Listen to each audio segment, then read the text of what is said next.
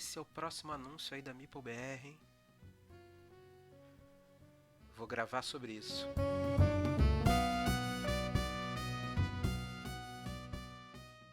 Bem, fala aí meus amigos, tudo bom? Seguinte, eu coloquei uma escuta telefônica lá na MeepleBR, descobri o jogo que eles iam anunciar aí e gravei aqui um programa para falar sobre esse jogo. Opa, tremeu aqui a câmera. Mas enfim, brincadeira, né? Terminando a zoeira, hoje a gente vai falar aqui do Watergate, que é um jogo para 2 jogadores, né, anunciado aí pela MeepleBR. E durante uma partida de Watergate, os participantes vão recriar o confronto entre a administração do presidente Nixon, presidente dos Estados Unidos, e o editor, né, a galera do editor do jornal The Washington Post, nos eventos que ficaram conhecidos como o escândalo de Watergate. Mas antes de falar do jogo, tá? E do tema, né, do jogo, eu quero pedir uma coisinha para vocês, um favor para vocês. Assina o canal, ativa as notificações para você ser avisado de novos vídeos e também quero pedir para seguir o Jogada Histórica no Instagram e lá na Twitch também. O endereço eu vou botar aqui na tela e na descrição do vídeo. Mas vamos lá, vamos falar do Watergate. O Watergate ele é um jogo do Matthias Cramer, o autor conhecido também por outros jogos como Lancaster, que vai sair aí no Brasil também, o Rococó, que acho que já saiu no Brasil também, e o Glenmore. Glenmore que é um jogão, um jogo excelente. O objetivo do jogo, né, cara? O objetivo do jogo é o seguinte, né? Um jogador vai jogar com a galera da administração, né, do presidente Nixon, e o objetivo é chegar ao fim do mandato sem sofrer o processo de impeachment, tá? E o objetivo de quem vai jogar com o editor do Washington Post é acumular provas que mostrem a conexão dos criminosos com a administração do presidente. E cada jogador vai ter um baralho de cartas, que é um baralho único, é um baralho para a administração do Nixon e outro para o Washington Post. O baralho é cheio de personagens e de eventos ligados ao caso Watergate. Infelizmente, eu não tenho ele aqui para mostrar para vocês, né? E eu também eu joguei já o Watergate, mas não foi uma cópia minha. Eu não consegui também imagens desses personagens, das cartas desses personagens, tá? Né, como eu falei, cada jogador vai ter um baralho único, sendo necessário jogar as cartas para tentar alcançar o seu objetivo. Além de usar as cartas, vai ser necessário também que os jogadores lidem com os marcadores de evidência e com um quadro de investigação, que é um tabuleiro bem maneiro, que parece aqueles quadros de parede, assim, com as fotos e aquele barbante conectando, né, as coisas, os fatos e tal. E nesse tabuleiro aí que são colocadas as conexões que podem derrubar o governo de Nixon. Mas vamos lá, vamos falar o que foi o caso Watergate. Você que vai jogar o.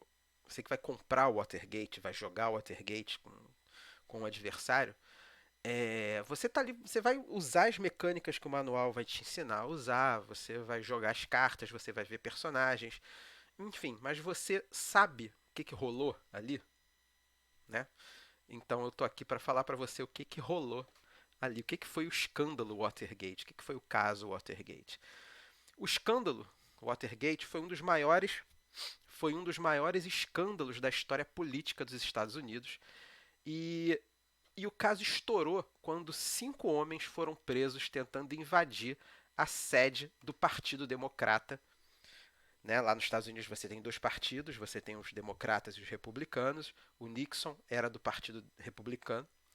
E né, o caso estoura quando 5 homens são presos tentando invadir a sede do Partido Democrata com o intuito de plantar escutas telefônicas. Isso aconteceu no dia 17 de junho de 1972. É um jogo com tema histórico extremamente recente, né?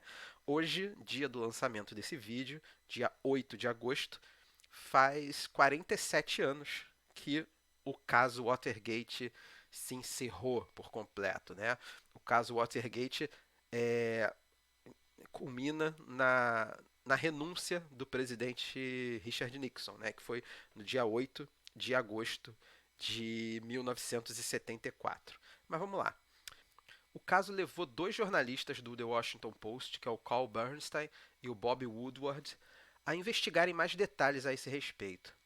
E, pessoal, qual o contexto histórico da, da época que isso acontece, né? Porque o governo Nixon, ele passa por, acho que ele é um dos governos americanos que passa por mais casos, mais problemas, assim, mais muito foi um período muito agitado o governo do Nixon. Mas vamos lá, vou listar aqui para vocês. O contexto histórico da presidência de Richard Nixon era bem agitado. O que estava acontecendo nos Estados Unidos na época, tá? O movimento pelos direitos civis dos afro-americanos ainda atuava com muita força nos Estados Unidos. E apesar de algumas conquistas significativas para os negros nos Estados Unidos, esses ganhos foram muito contraditórios. Por quê?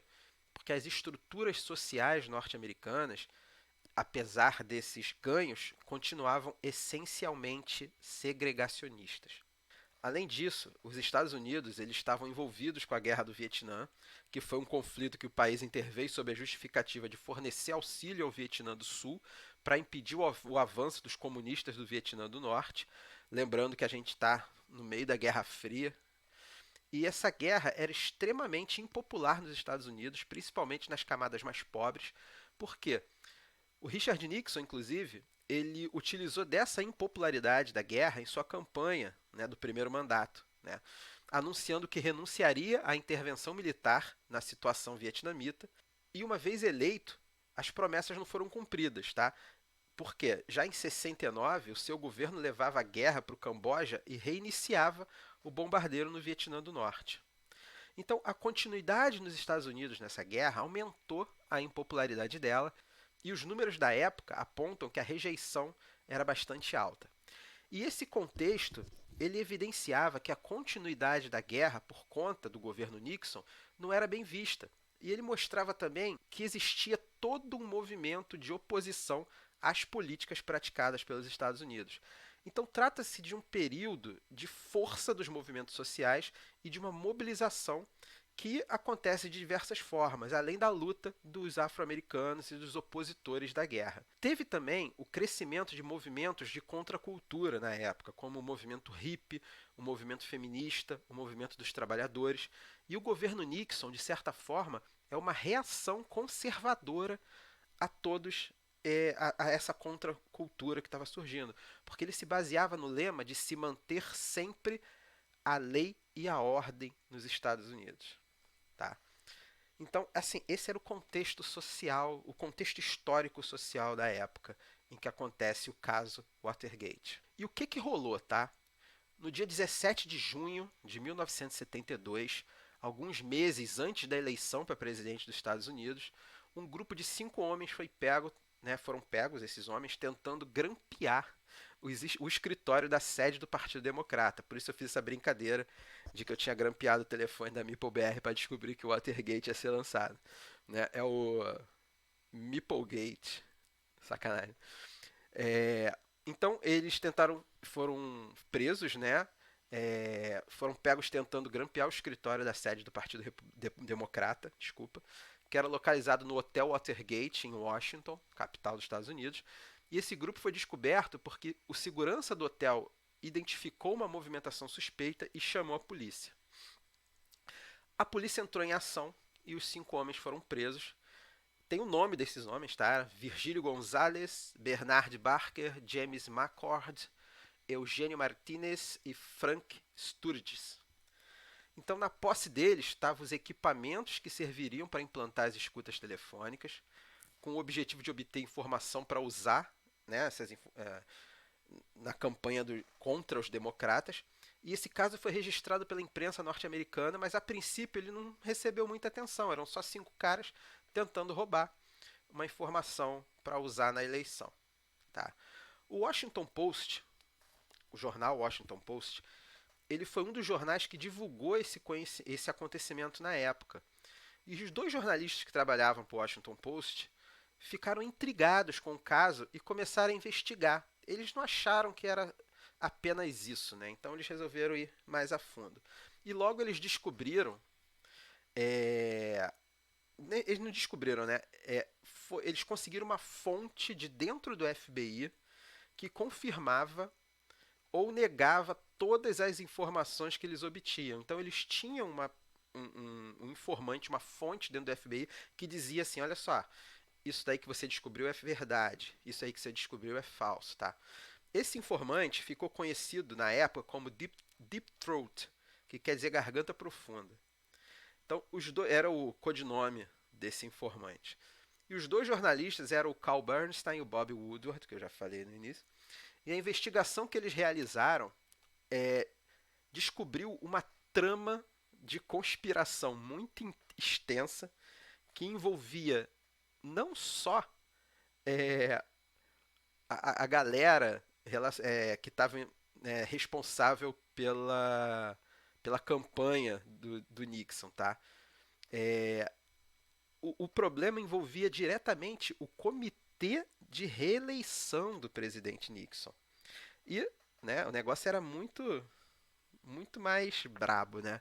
E a identidade desse informante, que deu o caminho das pedras para os dois jornalistas do The Washington Post, só foi revelada em 2005. O negócio aconteceu em 72, mas só em 2005 foi revelada quem era o Garganta Profunda, né? Quem era o Deep Throat. Ele era o vice-presidente do FBI durante o governo Nixon. Ele se chamava William Mark Felt. E ele próprio confessou ter sido o informante nessa época. Mas vamos lá. O indício que ligava o comitê de reeleição com os invasores da sede do Partido Democrata foi um depósito de $25 mil na conta bancária de Bernard Berker. Em seguida, a investigação conduzida pelos jornalistas do The Washington Post descobriu que o comitê de Nixon possuía um caixa 2 que era usado para financiar as operações de espionagem. No caso da invasão do escritório em Watergate, o objetivo era obter informações dos democratas para usar contra eles nas urnas em 72, né, nas eleições que estavam chegando. A repercussão do caso não abalou a posição do Nixon nas eleições. Ele foi reeleito com uma vitória expressiva contra o democrata George McGovern. E a vitória ela não impediu que a investigação continuasse, tá? A investigação continua apesar da vitória do Nixon. Mas, além da imprensa, o caso passou a ser acompanhado também pelo FBI. Lembrando que até então não se sabia que o informante era o vice-presidente do FBI. Tá? Então, em julho de 73, no ano seguinte, mais de um ano depois de que os 5 caras foram presos, foi descoberto que as conversas no interior do salão oval da Casa Branca eram gravadas. Tá? E Nixon ele resistiu em divulgar as gravações, tá? Mas por ordem da Suprema Corte dos Estados Unidos, ele foi obrigado a entregar essas escutas. Os áudios foram editados, mas ainda assim foi possível comprovar que o presidente agiu diretamente para obstruir a justiça. E além disso, ao longo das investigações se concluiu que a invasão da sede do Partido Democrata no Hotel Watergate, né, lá em Washington, foi realizada com o consentimento de Richard Nixon, tá? O presidente dos Estados Unidos, reeleito. Então, a divulgação de que Nixon havia agido para obstruir a investigação do FBI tornou a situação dele ali como presidente insustentável, né? E o Partido Republicano, o próprio partido de Nixon, abandonou ele, e quando ele percebeu que não podia mais reverter a situação, que a situação já estava muito brava, ele optou pela renúncia. E há exatamente 47 anos atrás, né, estamos em 2021, 1974, 47 anos atrás, no dia 8 de agosto de 1974, o Richard Nixon ele anuncia em um pronunciamento transmitido na TV sua saída do governo. I have never been a quitter. To leave office before my term is completed is abhorrent to every instinct in my body. But as president, I must put the interests of America first. America needs a full-time president and a full-time Congress, particularly at this time with problems we face at home and abroad, to continue to fight through the months ahead for my personal vindication would almost totally absorb the time and attention of both the President and the Congress in a period when our entire focus should be on the great issues of peace abroad and prosperity without inflation at home. Therefore, I shall resign the presidency effective at noon tomorrow. Vice President Ford will be sworn in as president at that hour in this office. Enfim, ele alegou tomar essa ação como forma de apressar a recuperação do país, e o vice dele, que foi o Gerald Ford, ele assume a presidência. E no mês seguinte, o Ford ele livra o Nixon de responder por seus crimes, concedendo a ele uma anistia.